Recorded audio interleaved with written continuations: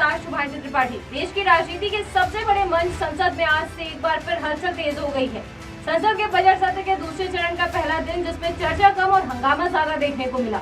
लोकसभा से लेकर राज्यसभा तक माहौल इतना गर्म रहा कि कई बार कार्यवाही बाधित करनी पड़ी। सबसे बड़ा मुद्दा बना लोकसभा स्पीकर ओम बिरला के खिलाफ विपक्ष का प्रस्ताव।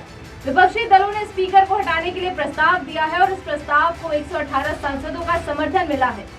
यही वजह है कि सत्र शुरू होने से पहले ही संसद के अंदर और बाहर राजनीतिक हलचल तेज हो गई है। इस बार संसद के अंदर बहस देश के बजट पर नहीं बल्कि पश्चिमी एशिया में छिड़ी जंग पर छिड़ गई है। अमेरिका, इजरायल और ईरान के बीच बढ़ते सैन्य टकराव ने पूरी दुनिया की राजनीति को हिला दिया है और इसका असर अब भारत की संसद तक पहुँच गया है। विपक्ष की मांग साफ थी कि सरकार सिर्फ बयान न दे बल्कि पूरी बहस कराई जाए, ताकि देश को पता चले कि इस संकट पर भारत की विदेश नीति क्या है। लेकिन जैसे ही विदेश मंत्री एस जयशंकर संसद में बयान देने के लिए खड़े हुए, विपक्षी सांसदों ने नारेबाजी शुरू कर दी। लोकसभा में वी वॉन्ट डिस्कशन के नारे गूंजने लगे और राज्यसभा में तो विपक्ष ने वॉकआउट तक कर दिया।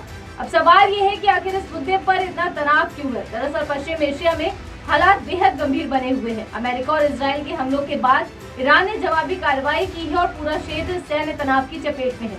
इसका सीधा असर भारत पर भी पड़ सकता है। विदेश मंत्री एस जयशंकर ने संसद में कहा कि भारत इस समय 3 बड़ी चिंताओं पर काम कर रहा है। पहली बड़ी चिंता है खाड़ी देशों में फंसे भारतीय नागरिकों की सुरक्षा, दूसरी है ऊर्जा और तेल सप्लाई पर संभावित असर और तीसरी है ग्लोबल सप्लाई चेन में बाधा। जयशंकर ने साफ कहा कि भारत शांति और बातचीत का समर्थक है और सभी पक्षों से तनाव कम करने की अपील करता है। लेकिन विपक्ष का आरोप है कि सरकार सिर्फ बयान देकर जिम्मेदारी से बच रही है। कांग्रेस और अन्य दलों का कहना है कि इतने बड़े अंतर्राष्ट्रीय संकट पर संसद में विस्तृत बहस जरूरी है, क्योंकि इसका असर भारत की अर्थव्यवस्था, विदेश नीति और सुरक्षा पर पड़ सकता है। सिर्फ यही नहीं, आज संसद में दूसरा बड़ा मुद्दा भी छाया रहा। इस दौरान केंद्रीय मंत्री किरेन रिजिजू ने विपक्ष पर निशाना साधते हुए कहा कि विपक्ष खुद कंफ्यूज है कि वह चाहता क्या है। पहले एक नोटिस देते हैं, फिर दूसरा और फिर तीसरा। मैंने इतना गैर जिम्मेदार विपक्ष कभी नहीं देखा। उधर भाजपा सांसद निशिकांत दुबे ने राहुल गांधी पर तीखा हमला बोलते हुए कहा कि वो एक ऐसे नेता हैं जिन पर टिप्पणी करने के लिए हिंदी के शब्द भी कर्म पड़ जाते हैं। वहीं केंद्रीय मंत्री गिरिराज सिंह ने विपक्ष के व्यवहार को लोकतंत्र के खिलाफ बताते हुए कहा कि सदन को चलने नहीं देना जनता के अधिकारों को छीनने जैसा है। इधर सदन की कार्यवाही संभाल रहे पीठासीन अधिकारी जगदम्बिका पाल ने भी विपक्ष से अपील की कि वे प्ले कार्ड नीचे रखें और विदेश मंत्री की बात सुने। लेकिन हंगामा थमता नजर नहीं आया। दरअसल इस पूरे विवाद के पीछे सिर्फ एक मुद्दा नहीं है, इसके पीछे 3 बड़े राजनीतिक समीकरण भी छिपे हैं। पहला है 2026-27 के बजट पर होने वाली बहस, दूसरा विदेश नीति को लेकर सरकार पर विपक्ष का दबाव और तीसरा है 2027 के चुनावों से पहले संसद में बढ़ती राजनीतिक टकराहट। यानी संसद का ये सत्र सिर्फ आर्थिक नीतियों का नहीं बल्कि राजनीतिक रणनीतियों का भी मैदान बनता जा रहा है।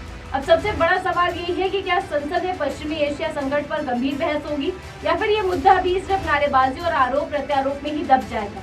क्योंकि सच ये है कि पश्चिम एशिया की जंग सिर्फ वहाँ की नहीं है, इसका असर तेल की कीमतों से लेकर वैश्विक व्यापार और भारत की अर्थव्यवस्था तक पड़ सकता है। और शायद इसी वजह से आज संसद के अंदर जो हंगामा हुआ वो आने वाले दिनों में और भी तेज हो सकता है। यह सत्र 2 अप्रैल तक चलेगा और तब तक संसद का हर दिन राजनीतिक रूप से अहम रहने वाला है। तो कुल मिलाकर संसद का बजट सत्र अब अपने सबसे अहम दौर में प्रवेश कर चुका है। एक तरफ सरकार अपने बजट और नीतियों को आगे बढ़ाना चाहती है, दूसरी तरफ विपक्ष सवालों की बौछार करने के लिए तैयार है।